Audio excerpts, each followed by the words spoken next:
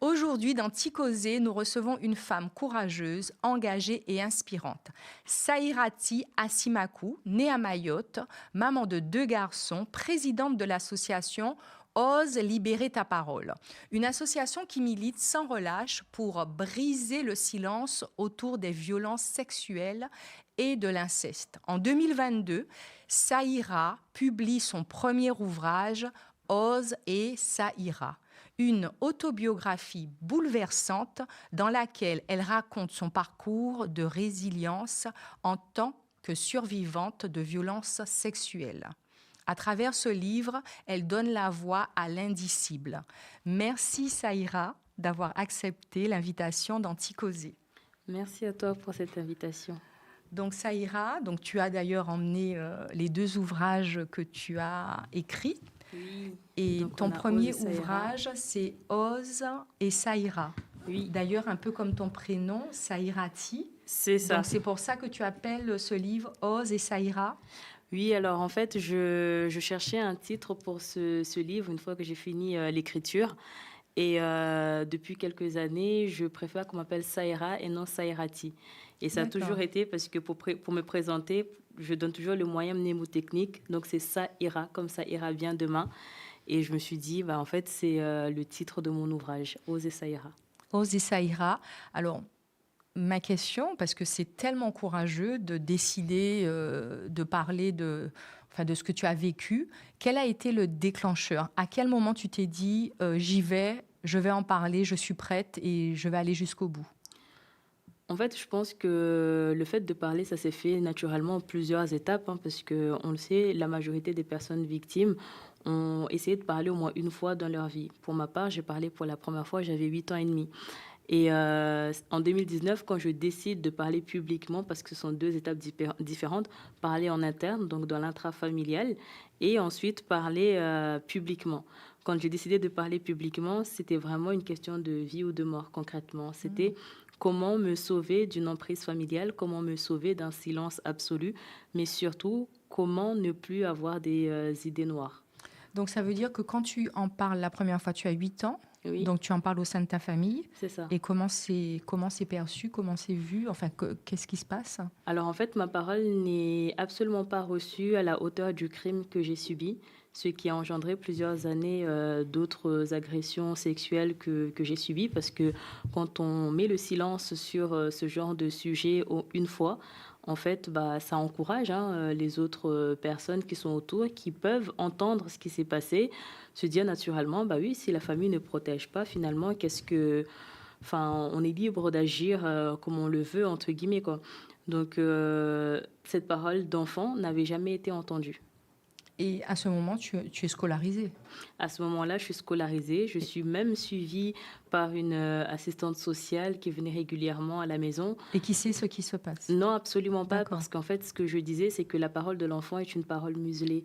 C'est-à-dire qu'on le sait, enfant vient du mot infantem, donc celui qui ne parle pas, et par conséquent, malheureusement, celui trop souvent qu'on n'entend pas. Et en fait, moi, très souvent, quand l'assistante sociale venait, par exemple, le mercredi, c'est ce que j'explique dans l'ouvrage, c'est que moi, j'avais déjà été cadenassée en amont. Je savais ce qu'il fallait dire, je savais ce qu'il ne fallait pas dire, je savais même la posture qu'il fallait tenir, et donc, je savais que ça, c'était un sujet que je ne devais pas aborder avec elle. Mais pourquoi l'assistante sociale vient? Parce que si l'assistante sociale vient, c'est qu'il y a eu quelque chose, en fait. Il y a Alors, eu une alerte.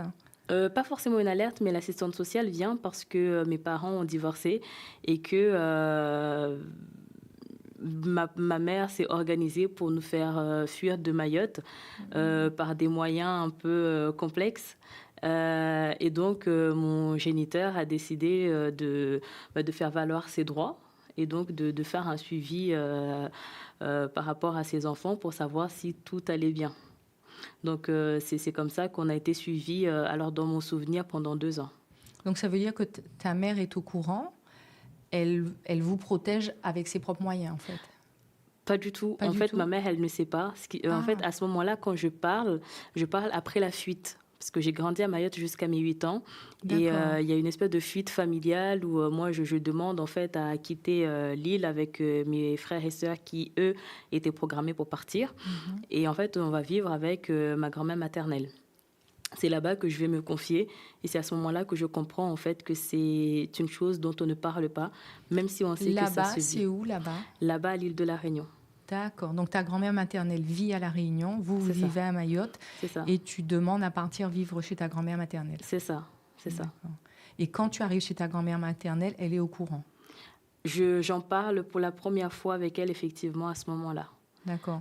Donc il se passe énormément d'années entre l'âge de 8 ans et au moment où tu décides d'écrire ce livre. Donc ça veut Oui, dire que ce livre, ça a été un petit peu ta thérapie, ça a été parce que souvent quand on écrit, on dit que c'est un petit peu enfin c'est aussi une thérapie. oui, alors l'écriture a toujours été une thérapie pour moi. C'est-à-dire que avant même d'imaginer de sortir un ouvrage, Mhm. j'ai toujours écrit pour avoir un espace de rêverie, pour avoir un lieu en fait où penser à autre chose ou même poser ce qui ne va pas. Et quand je suis devenue mère en 2015, j'ai commencé à écrire ce que j'appelais à ce moment-là mon devoir de mémoire vis-à-vis de mon enfant. C'est-à-dire que chez nous, on a Donc c'est le tendance. déclencheur. C'est ça, mon enfant, c'est vraiment le D'accord. déclencheur, c'est le catalyseur de qu'est-ce que je vais laisser à cet enfant après mon départ. Parce que je ne voulais absolument pas qu'on parle de mon histoire en disant il paraîtrait que je qu'on parle de mon histoire avec ce que je dis, c'est-à-dire je l'ai vécu et qu'on le dise elle a vécu telle chose. Pas il paraît qui viendrait mettre un espèce de doute ou de flou sur mon vécu. Donc en fait, quand tu es à La Réunion, tu fais une partie de tes études. Comment ça se passe? Tu fais une partie de la majorité de tes études à La Réunion parce Oui, que je sais que tu viens à Paris et tu passes un master 2. c'est C'est là ça, que tu as ton c'est tu as ton second fils, hein, parce que tu as deux fils, c'est c'est ça? ça, c'est ça. Et donc, tu fais tes études à La Réunion et ce premier ouvrage sort quand tu es à La Réunion? Pas du tout. En fait, moi, je suis arrivée au niveau de l'Hexagone donc en 2013. Mhm, Donc, dès l'obtention de mon bac, en fait, je choisis là encore de fuir mhm. parce que j'ai évolué dans un environnement Donc, tu passes ton familial. bac ici, Non, je passe mon bac à La à Réunion. La Réunion, d'accord. Et dès l'obtention de ce bac, donc je viens dans l'Hexagone, fuir encore une fois cet environnement familial qui ne correspondait pas à mes attentes. Et je continue mes études supérieures jusqu'à l'obtention en 2023 de mon master. D'accord. Donc en fait, quand ce livre est publié, quand il sort, quelle, quelle est la réaction de ta famille, de ta mère, de ta grand-mère, de tes proches? Alors, de ma mère, en tout cas, cet ouvrage-là, elle le prend comme une thérapie pour moi. C'est-à-dire qu'elle n'y pense pas trop grand-chose. C'est-à-dire que ma mère, elle n'est pas très livre ou autre, hein. Elle est juste, entre guillemets, dans le soutien. Je dis juste parce que c'est la place naturelle d'une mère. Mais moi, je sais combien est-ce que je suis extrêmement chanceuse par rapport à notre territoire d'être aussi soutenue par ma mère. Mais après, concernant le restant de la famille, cet ouvrage est considéré plutôt comme étant une insulte à la famille parce que c'est pas un ouvrage anonyme. Je pose mon nom, Sairati Asimaku. Donc ça raconte aussi une histoire familiale qui n'est pas belle du tout. Et on le sait combien ces sujets-là, les familles incestueuses aiment les garder sous silence. Pourquoi? Parce que les gens vont parler, ils vont savoir. Qu'est-ce qui fait qu'à un moment, la famille, elle veut pas que ça sorte? En fait, il y a plusieurs choses. Il y a l'histoire de l'honneur familial. On ne veut pas que cet honneur, cette image familiale soit souillée à l'extérieur, Donc surtout c'est l'histoire familiale, c'est plutôt du côté de ton père ou c'est aussi du côté de ta mère où ils ne souhaitent pas que ça sorte?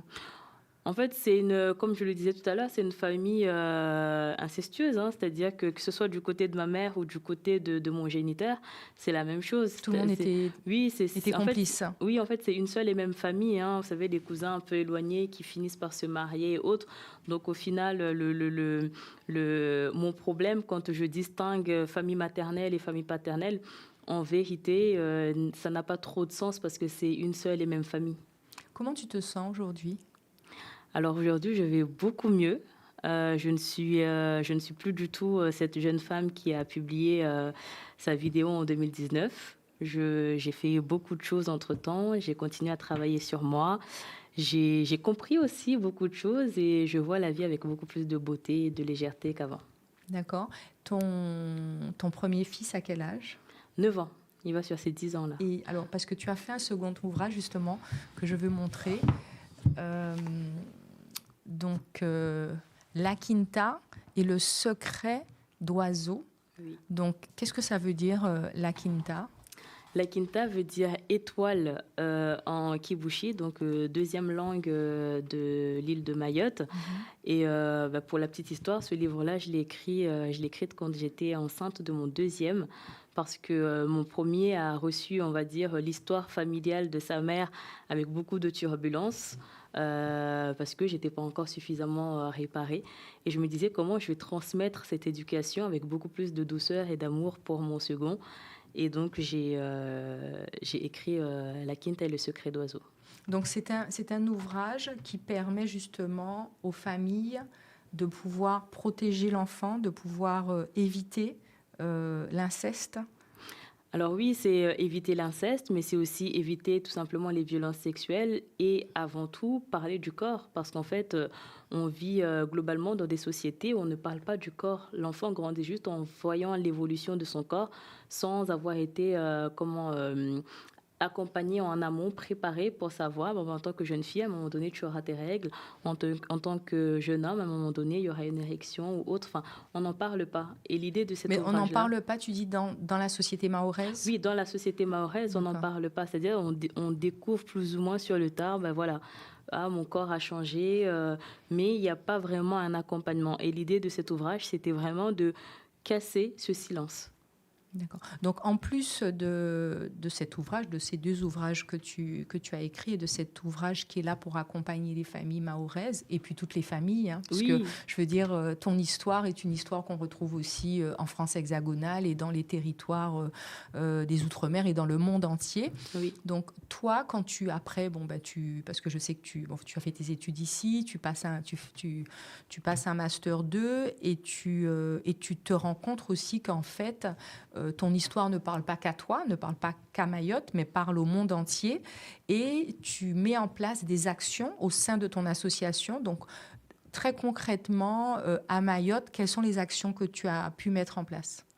Alors, le basique, on va dire déjà, c'est les sensibilisations auprès des établissements scolaires, centres de formation et tout lieu où en fait on accueille des enfants, des adultes, parents ou pas, pour sensibiliser. Mais aussi et surtout, la particularité de notre association, c'est qu'on fait des campagnes de sensibilisation chaque année sur ces questions-là. C'est-à-dire qu'au mois de novembre, on fait plusieurs actions de sensibilisation. Donc, un séminaire, l'occasion de rassembler plusieurs professionnels autour du sujet. Donc, toujours un séminaire ouvert au public, parce que l'idée, c'est pas d'enfermer la connaissance, mais que chacun puisse en bénéficier.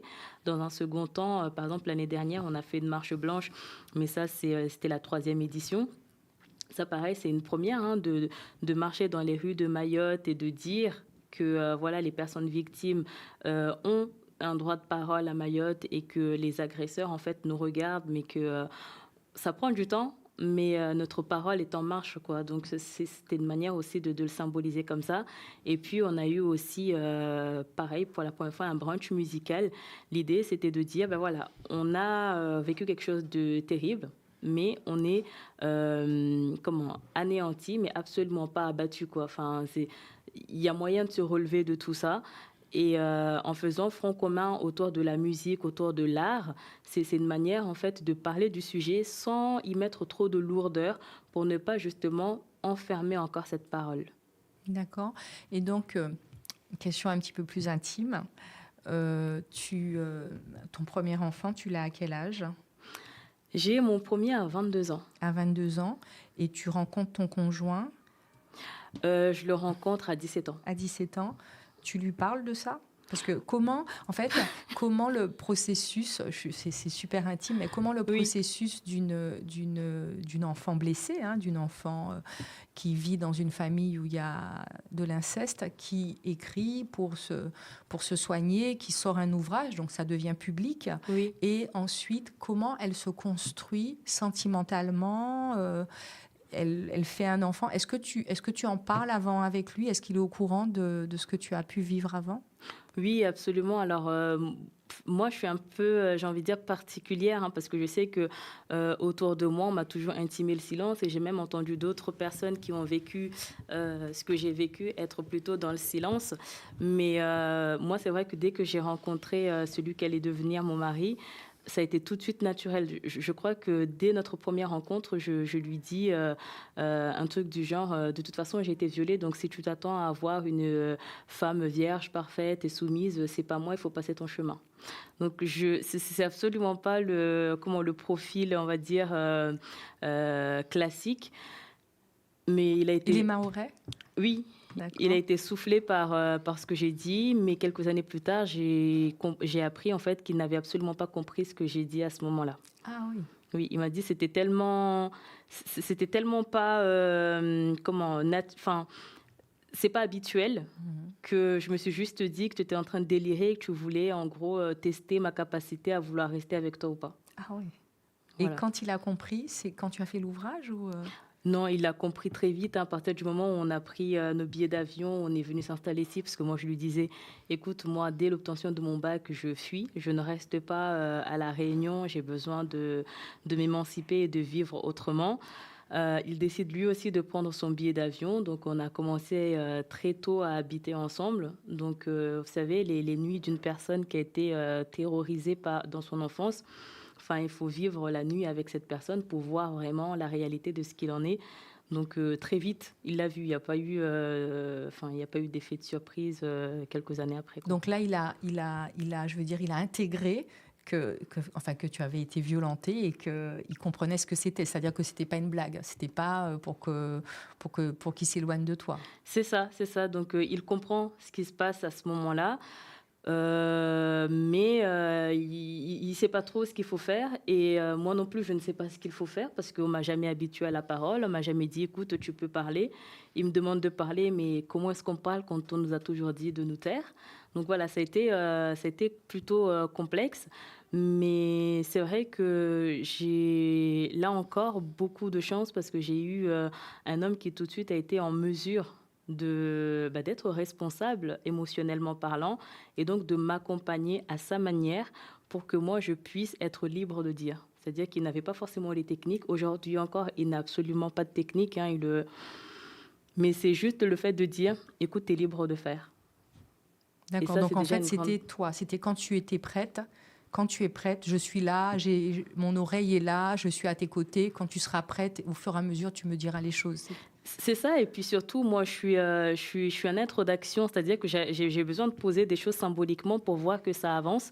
Et très vite, il m'a dit, bon, bah, si pour toi, il faut en parler, que ce soit avec moi ou avec d'autres personnes, écoute, fais comme tu le sens. Mais je pense qu'il n'avait pas mesuré cette liberté qu'il me donnait, parce qu'il n'avait pas pensé, je pense, que je puisse être capable un jour d'allumer mon téléphone et de publier sur les réseaux.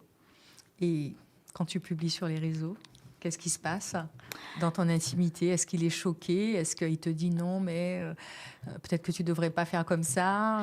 Bah, il est soufflé évidemment parce que ce qu'il faut savoir, c'est que quelques années plus tôt, on est dans un contexte où on veut se marier. Donc la famille dit non, c'est pas possible, vous êtes trop jeune. Et encore dans ce contexte où personne ne veut de cette relation, parce que pour la petite histoire, enfin le petit détail, mon mari il est sourd, donc ça a mis pas mal de complications. Et en fait, à ce moment-là, Donc ça on veut me dire dem- qu'il écrit, enfin il lit comment, enfin on signe la langue des signes. d'accord, donc ouais, tu signes, Voilà, d'accord, c'est ça. d'accord. Et en fait, à ce moment-là, la famille, C'est puisque... magnifique ça, comme histoire d'amour, j'adore, c'est trop beau. Merci. Et en fait, pour reprendre rapidement, quand on décide de se marier, ce qu'il faut savoir, c'est que ce qui participe pardon, aux silenciations à Mayotte, c'est cette histoire d'honneur, donc la virginité des femmes. Voilà. Donc Donc, en fait, du côté de sa famille, on lui dit que voilà, tu es une femme déshonorée, donc mais il peut pas t'épouser. ben, en fait, ils savent pas encore, mais du côté de ma famille, il y a des gens qui savent et on me dit, en fait, il y a comme une espèce d'amnésie où tout le monde finit par oublier tout ce que j'ai dit quelques années plus tôt, où on me dit, mais elle est où ta virginité? Donc ça, dans mon parcours, c'est la chose la plus violente que j'ai eu à vivre. C'est-à-dire que l'humiliation des agressions sexuelles, j'en avais fini par faire le deuil, mais qu'on me dise de demander pardon parce que je n'étais pas vierge, Waouh. ouais, voilà, c'était la plus grande Et des demander humiliations. pardon à qui? Demander pardon aux aînés, le droit Waouh. d'aînesse, toujours. Et en fait, ça, je l'ai fait parce que, bah, par amour, j'ai envie de garder ma famille, en fait. J'ai envie d'être aimée par ma famille, donc je demande pardon. Et je me souviens que c'était, enfin, aujourd'hui encore, quand j'y pense, c'est la plus grande humiliation qu'on ait pu m'imposer, quoi. C'est-à-dire qu'ils Et ont complètement... ils ont décidé que c'était faux, en c'est fait. ça, Même si tu avais parlé, même c'est s'ils ça, savaient que ça se c'est passait ça. devant eux, ils ont Ils décidé ont que ça n'a décidé, jamais existé. c'est ça, Et c'est ça. donc, ils vont jusqu'au point de te dire, Il faut demande demander, pardon voilà. à ta famille. Voilà, donc j'ai demandé pardon. Et en fait, ce qui m'a un petit peu soulagée à ce moment-là, c'est que mon mari dit, ben, en fait, c'est moi qui l'ai fait. Donc les personnes qui étaient au courant de mon histoire savaient que c'était absolument pas faux. Je ne m'étais pas encore donnée à lui, donc c'était pas une histoire de... Enfin, il n'avait rien à voir dans l'affaire. C'était juste une manière pour lui de m'aider à supporter l'insupportable. Mais enfin, c'était absolument faux. Wow, incroyable. Je suis émerveillée. Tu as rencontré quelqu'un de bien. Oui. Voilà, tu méritais de rencontrer cette personne. Et aujourd'hui, il t'accompagne dans les manifestations, dans les événements que tu mets en place, au sein de ton association. Est-ce que c'est quelqu'un d'actif auprès de toi? Alors, c'est quelqu'un qui d'actif dans l'ombre. C'est absolument pas le type de Oui, personne bien qui a envie sûr. d'être vue face caméra. Enfin, le nombre de fois où je lui dis, mais tiens, viens, ça pourrait être intéressant que tu prennes la parole. Lui, ça ne l'intéresse pas du tout. Par contre, c'est un graphiste, donc c'est lui qui va m'accompagner sur mes supports de communication. Par exemple, Ose Saïra, c'est lui qui fait tout le design et autres. Donc sur ce côté-là, voilà, c'est sa manière à lui de me montrer son soutien. Mais vous l'invitez demain, il viendra jamais, quoi. D'accord. Et puis, l'éducation avec les enfants, avec les garçons, est-ce qu'il est aussi... il accompagne aussi ses fils autant qu'il t'a accompagné, parce que ça semble être quelqu'un qui est, voilà, je veux dire, il est complètement avec toi, même si on sait qu'en général, quand les gens sont mariés, les parents et le père est aussi impliqué dans l'éducation. Mais comment lui, à travers enfin ce que tu fais, il arrive aussi à expliquer à ses enfants? Est-ce qu'il est aussi dans ça? Est-ce qu'il t'accompagne dans cette explication auprès de tes enfants? Alors, il n'accompagne pas dans l'explication, mais il va plutôt accompagner ce que je dis. C'est-à-dire que, par exemple, à la maison, on n'a pas le droit de ramener n'importe qui. En fait, les personnes qui ont le droit de venir chez nous, on les compte sur les doigts d'une seule main, et c'est très bien. Il n'y a pas besoin d'avoir plus de personnes. C'est de dire, bon, bah, c'est l'intimité de notre enfant, on n'a pas à entrer dans sa chambre n'importe comment, la douche, on lui apprend, et puis ensuite, il se débrouille. Il est propre, il n'est pas propre, bon, ben, on reverra ça plus tard. Mais il accompagne ce que je dis sans être, lui, dans l'explication avec les enfants. Parce que, comme il le dit très bien, je ne sais pas faire, je ne suis pas à l'aise pour le dire. Je préfère te laisser faire et t'accompagner derrière pour suivre, toi, ce que tu dis. Aujourd'hui, ça ira. Comment tu vas? Écoute, je vais bien. Si tu avais un message à donner à une jeune femme ou un jeune homme, hein, qui subit ça au sein de sa famille, qu'est-ce que tu lui dirais? Je crois que le message le plus important, c'est de dire aux personnes qui le subissent qu'il faut se choisir. Parce que finalement, quand on nous intime le silence, c'est qu'on nous demande de ne pas nous choisir. Et ça, c'est quelque chose d'assez compliqué quand on a toujours gardé le silence. Parce qu'en fait, quand on garde le silence, c'est qu'on choisit toujours l'autre. Et c'est ce qu'il y a de plus compliqué, toujours choisir l'autre et s'oublier. Et quel est le message que tu donnerais à quelqu'un d'adulte qui a décidé de ne pas parler et qui, jusqu'à présent, a des enfants et a déjà un certain âge et n'a toujours pas parlé? Ce que j'aimerais dire à cette personne, ce n'est absolument pas un jugement, mais rappeler à la personne que autant que l'ADN est héréditaire, ce genre de choses se propage aussi et qu'il est de notre responsabilité en tant que parents de dire à nos enfants pour que ça ne se reproduise plus. Parce que autant on garde le silence, autant on donne la place pour que ça se reproduise. Merci beaucoup, Saïra. Merci beaucoup pour ce message. Merci beaucoup pour tous ces messages et pour ce que tu fais. Parce que c'est une action que moi, j'estime extrêmement difficile. Je trouve ça incroyable, les femmes qui arrivent à le faire, parce que je trouve que c'est tellement intime, Oui. et que de pouvoir en parler comme ça, c'est incroyable. Et puis, je recommande encore à nouveau cet ouvrage, hein, à tout le monde, hein, à tout le monde. Et puis, c'est des ouvrages qu'on peut trouver sur le site de la FNAC, c'est ça? On peut les retrouver pour l'instant sur Amazon, mais nous y Amazon, voilà, travaillons, oui, Amazon. pour ailleurs. D'accord. Merci d'avoir accepté l'invitation Merci à toi pour cette invitation et à très bientôt, et à j'espère. très bientôt. Merci à nouveau d'avoir suivi Ticosé et je vous retrouve très prochainement avec un autre ou une autre invitée tout aussi passionnant.